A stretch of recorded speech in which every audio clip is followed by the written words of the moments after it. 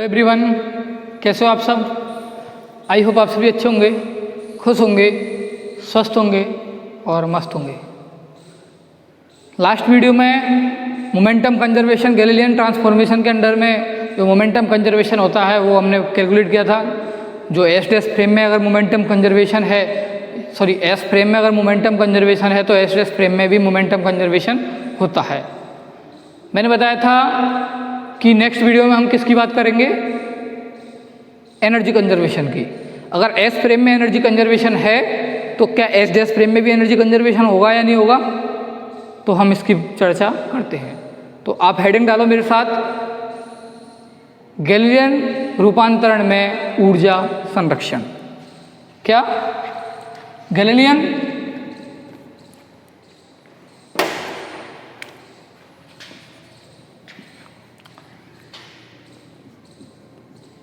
Galilean रूपांतरण में ऊर्जा संरक्षण।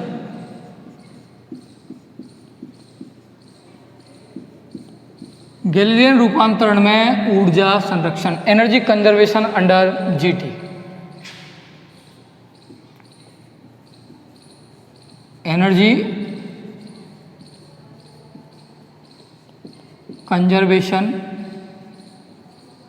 अंडर जीटी, गैलीलियन रूपांतरण में ऊर्जा संरक्षण। हेडिंग डाली सबने, हेडिंग डालो इसको। अब देखो वही डायग्राम बनाते हैं हम कि मान लो कोई एस फ्रेम है में कोई दो कण हैं M1 और एक है M2। ये चल रहा है U1 से, ये चल रहा है U2 से। टक्कर होनी है, आप एक लाइन में बना लेना, कोई दिक्कत नहीं है। टक्कर करानी है हमको तो कैसे भी कराएं, क्योंकि वेक्टर लग रहा है तो एक्स वाई जेड कोई सी दिशा में हो सकते हैं वो, है ना। तो टक्कर से पूर्व इनका वेग है U1, एक का है U2। तो काइनेटिक एनर्जी कितनी हो जाएगी टक्कर से पूर्व, हाफ M1 U1 स्क्वायर और हाफ M2 U2 स्क्वायर। टक्कर के बाद इनका वेग हो गया मान लो V1 और V2, तो क्या हो जाएगी हाफ M1 V1 स्क्वायर और हाफ M2 V2 स्क्वायर। तो आप लिखो माना किसी निर्देश तंत्र S में कोई दो कण M1 व M2 क्रमशः U1 व U2 वेग से गति कर रहे हैं। U1 व U2 वेग से गति कर रहे हैं, जहां U2 less than U1। Vector लगा लेना बेटा। टक्कर के पश्चात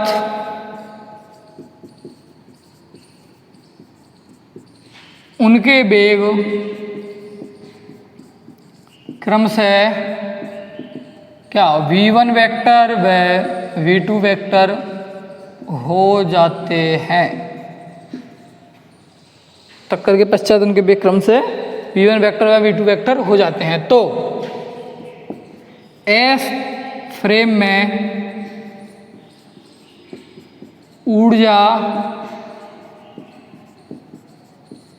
संरक्षण से क्या होगा, half M1 U1 square plus half M2 U2 square equals to half M1 V1 square plus half M2 V2 square. यही होगा, यही होगा ना बेटा।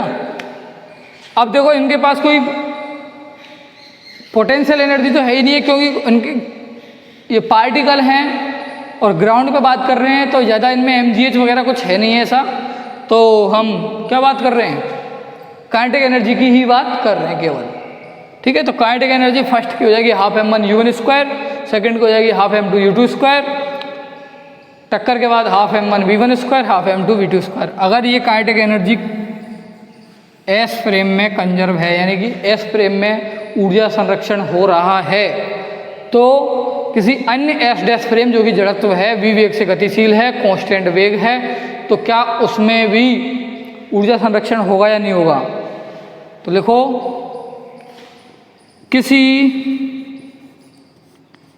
अन्य जड़त्वीय निर्देश तंत्र एस डैश में यदि इन कणों का वेग क्रमशः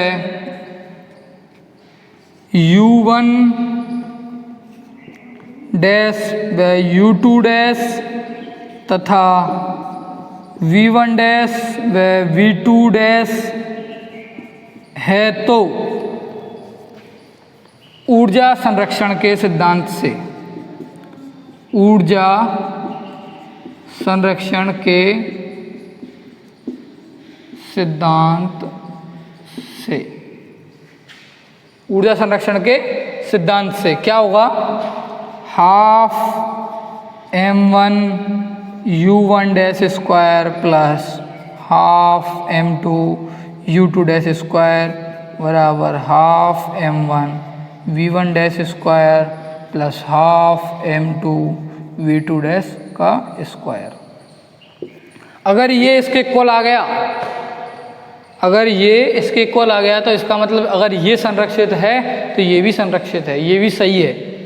अगर ये चीज़ मैंने लिखा है कि ऊर्जा संरक्षण हो रहा है, मैं मान के चल रहा हूँ कि एस डैश में ऊर्जा संरक्षण हो रहा है, अगर ये हो रहा है तो ये इसको लिख सकते हैं। अगर ऊर्जा संरक्षण एस डैश में हो रहा है तो इसको ऐसा लिख सकते हैं ना, और अगर ये इसके इक्वल आ गया तो ये चीज़ भी इसके इक्वल है, इसका मतलब इसमें हो रहा है संरक्षण तो इसमें भी होगा, जैसे अपन ने मोमेंटम में निकाला था।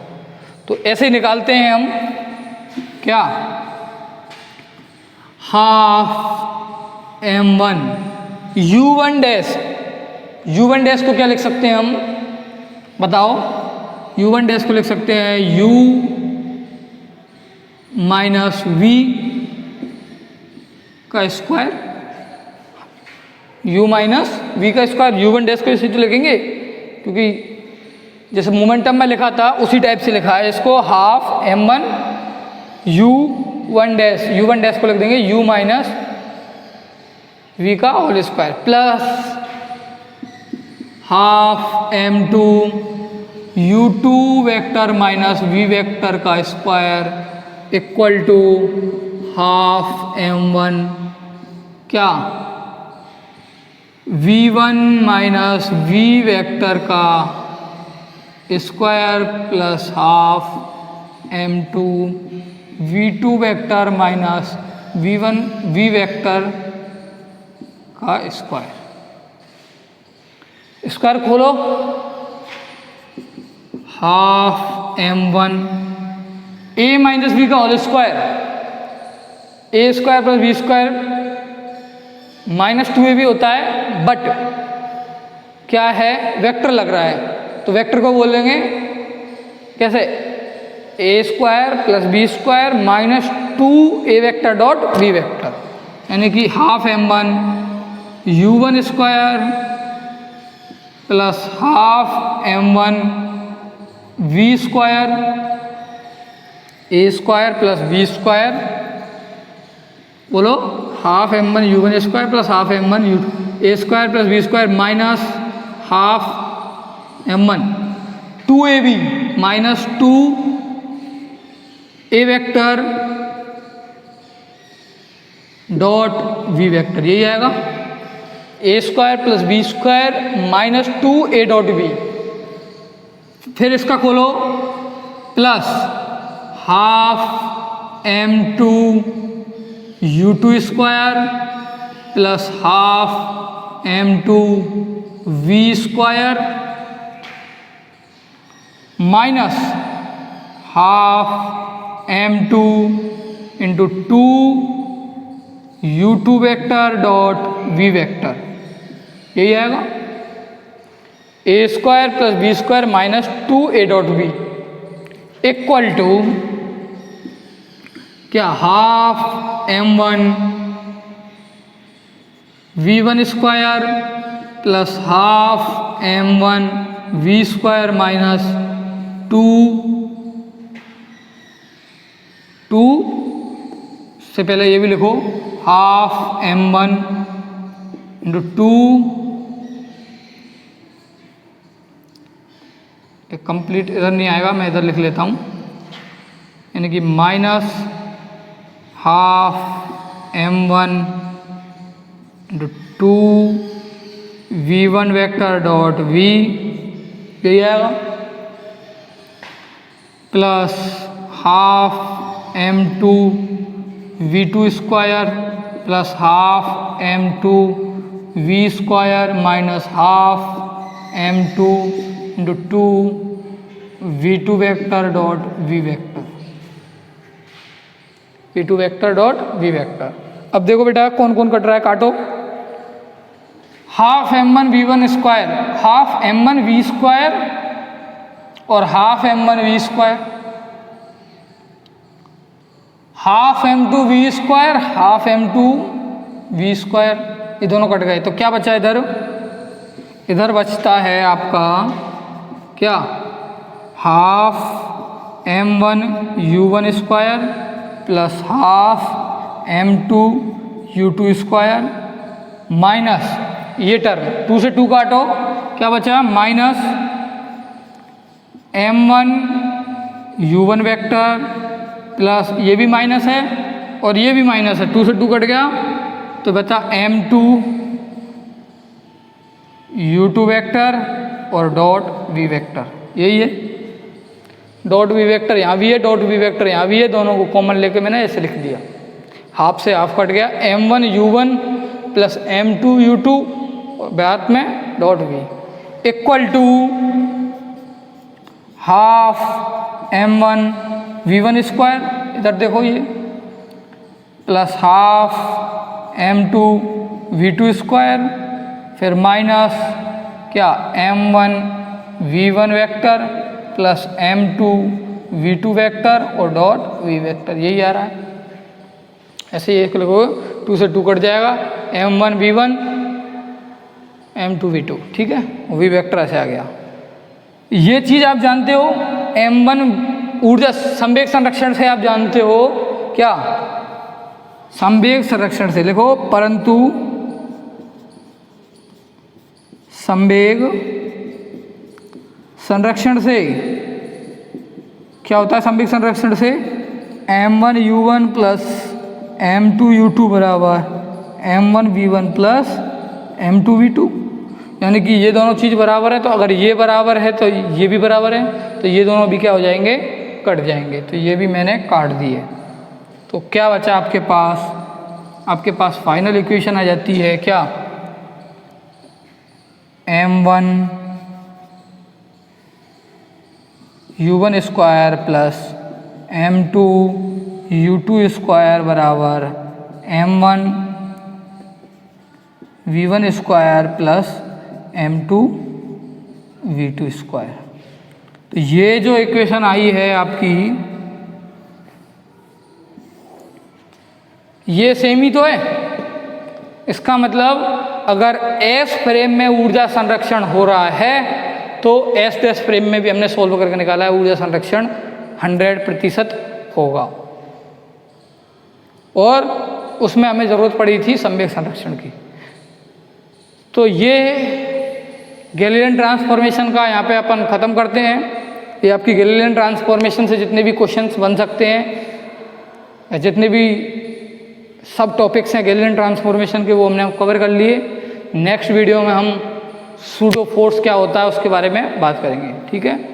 धन्यवाद।